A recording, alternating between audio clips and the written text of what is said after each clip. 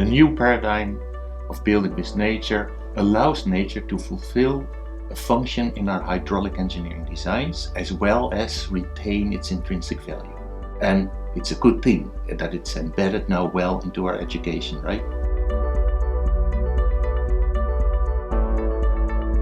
Yes, I agree. Look at Ecoshape. It's a non-profit foundation initiated by industry. And what we do is develop the concept and bring building with nature into practice. In doing so, we collaborate with public and private parties. An interdisciplinary academic basis is crucial, and that is why we work with academic partners.